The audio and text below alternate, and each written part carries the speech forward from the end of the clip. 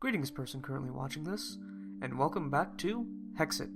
Now, while I was off camera, I went ahead and made the smeltery for Tinker's Construct, most of the tables and things you'll need, and I built myself a little cave over there, but it's nothing really to look at. However, I decided that even though this book here, the one that you get when you boot up Hexxit, does a pretty good job of explaining it, I wanted to explain how you make this thing. Now, first, what you're going to need is three things. You're going to need a little bit of sand, some clay, and some gravel.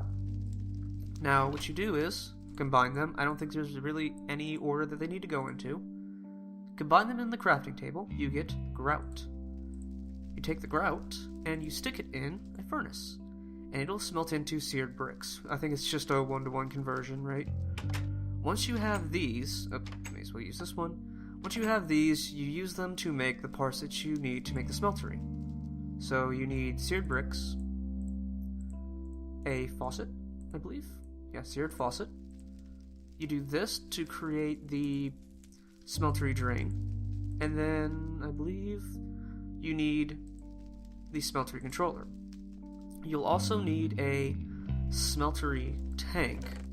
Unfortunately, I do not have the glass, but you basically make the smeltery controller, but you put a glass block smack dab in the middle.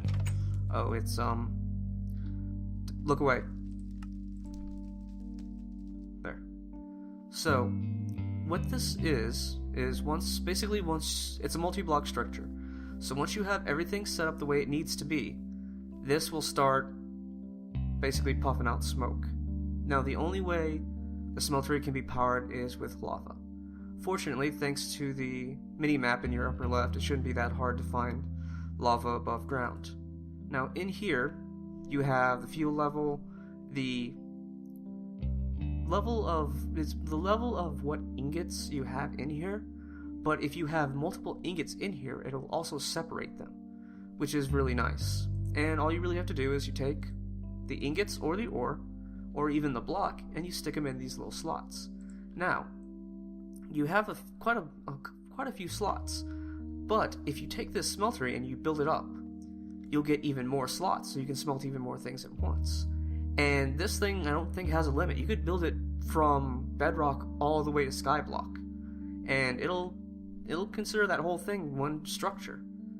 However, once you have ingots in here, and you've crafted these tables, which again, this book and the other books in this series, which you can actually get by just taking this and sticking it in here. But once you have these all crafted and you learn from these books, what you want to do is take 2 wooden planks, I don't think it matters at all what kind they are, then take some sticks and you'll get a blank pattern. Blank pattern goes into the stencil table. Now you can't see because this is all intruding, at least on my screen it is, but you hit next pattern and it'll cycle through all the patterns you can make. Here we have just a pickaxe head. Now, take this, put it into a part builder, along with some material. I'm going to use wood because it's cheap and plentiful. We get a wooden pickaxe head. Now, I believe you might be able to do that. Let's see, real quick.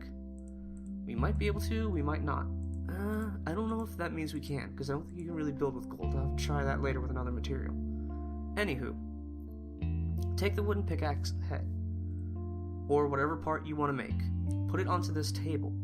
Now, you can use a bunch of other kinds of metals to make these casts, because that's what I'm showing you how to make.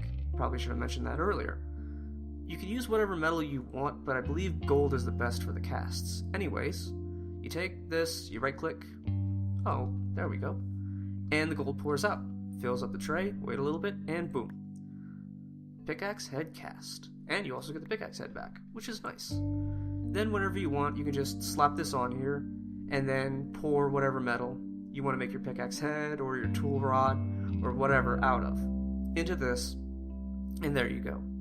Now, I went ahead and made them all because it's just that easy. It only took me a couple minutes and like 1 or 2 trees.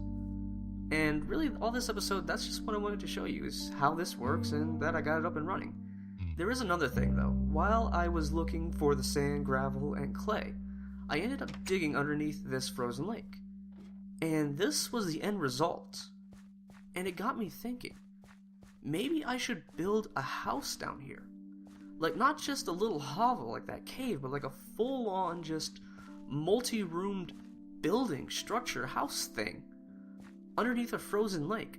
And I wanted your guys' advice on it. So, in the comment section, tell me what you think. Should I stick with the cave, or should I make a house underneath this lake?